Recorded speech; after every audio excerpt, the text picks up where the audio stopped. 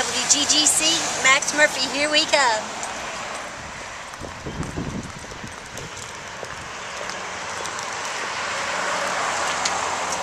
Max Murphy. Well, y'all about ready? 95.1, that's Faith Hill.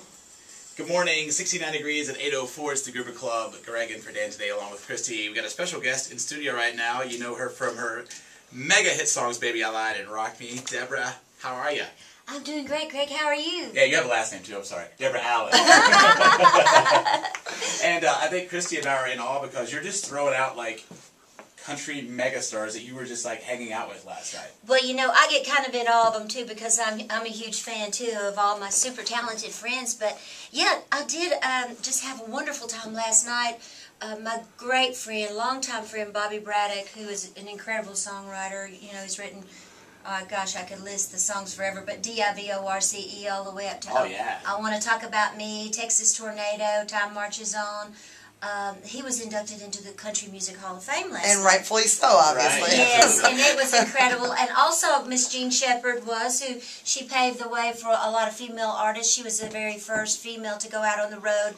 And, you know, she was a real honky-tonk, real spitfire of a woman. And then, of course, Reba was there last night being inducted. And that's just the tip of the iceberg because each one of them had special guests like Vince Gill.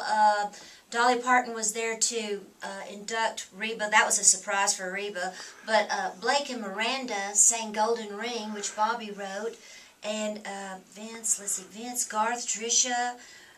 All the one-name celebrities. I'm telling you, I know. So yeah, you know they're big when they they only have one name. Exactly, Tina, exactly. Gosh, I could. There's more. I'll think of them as the day goes on. But it was what made it so special is the Ford Theater at the Country Music Hall of Fame is such an intimate setting. Every seat was packed, and every seat was packed with either someone that's a recording artist, songwriter, or music industry person, and it was just kind of a very intimate thing, almost kind of like going to church, really. Everybody was, it was so moving at times it brought me to tears. And the music, yeah, it was just as good. Oh yes, that's what made it so. I've been hearing about the rapture all weekend, nothing's happened. So you got to enjoy it last night, but you're a singer and a songwriter yourself, and you have a new CD that's coming out, right? Yes, I do. It's been a little while since I've had a CD out, but now I'm on a new record label called Delta Rock Records, and it's actually an entertainment company, and the record label is one portion of it, and I'm just super excited. In fact, you guys are the first stop for me on my radio tour, so nice. I'll never forget Well, cheers then. Yeah, I'm so excited. And this song that I have out is a song that I wrote with my great friend Gary Burr, and Gary Burr is a millionaire songwriter for BMI. You know, we're great friends, go way back, and it's a fun up-tempo shuffle thing. If you like to dance, you're going to like this song. Oh yeah, well definitely Nice. going to like Looking it. at just your songwriting credentials, you've written songs for Brooks and Dunn, Diana Ross, Fleetwood Mac, many, many more. Now, Leanne Rimes, right. Patty Loveless. Now, is there a songwriting process you go through? Well, you know what? I just try to keep my heart open, and I try to just observe and absorb life, and you know, I'm always writing. In fact, I'm writing in my mind more than I'm writing it down. I kind of get mad at myself like that because I'll be exercising or just doing my daily things that I do in life, and I'll be thinking something. I'll go, yeah, that was good, and we'll go, well, you better write it down because you're never going to remember that. So it's just a constant process, really. So how does that work when you're on the treadmill and that idea hits you? Well, sometimes you have to get off that treadmill. Find a pen and piece of paper. You know? Yeah, or another thing you can do is I keep my cell phone there, and I can call myself and sing it into the cell phone. Okay. Oh, there you go. Yeah. Well, your new single is called Anything Other Than Love. We're going to play that, debut it in 2 minutes. How about that? Sounds good. All right.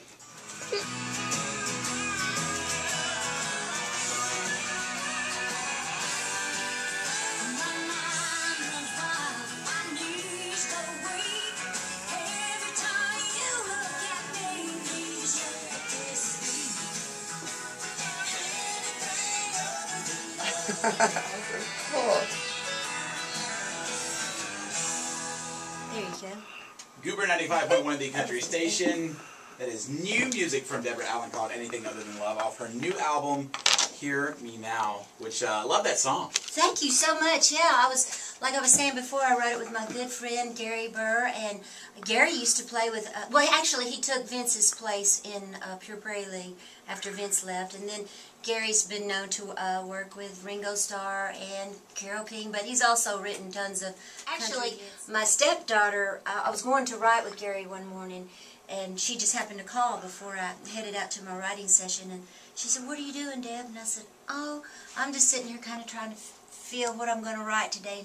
What do you think I ought to write?" She goes, "Well, you got a lot of songs about love." She goes, "I think you ought to write a song about anything other than love." So I thought, well, you know what? That's what we'll just do, literally. So that's how it all got started.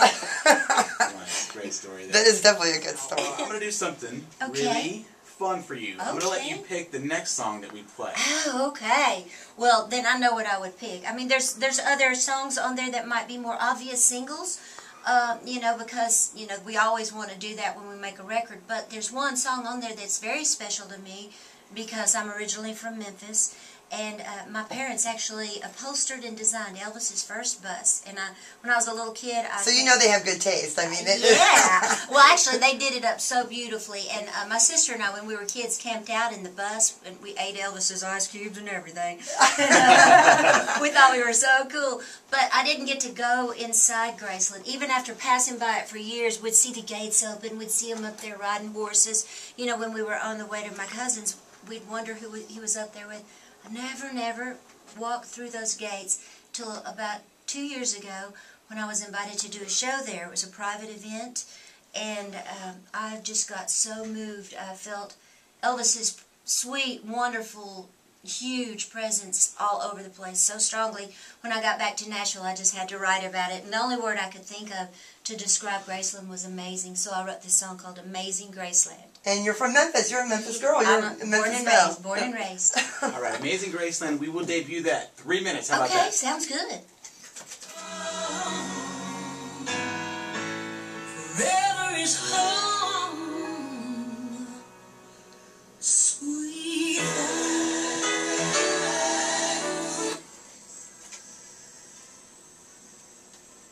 Big pipes there, Deborah. No doubt. I think the amazing part was you hitting that high note.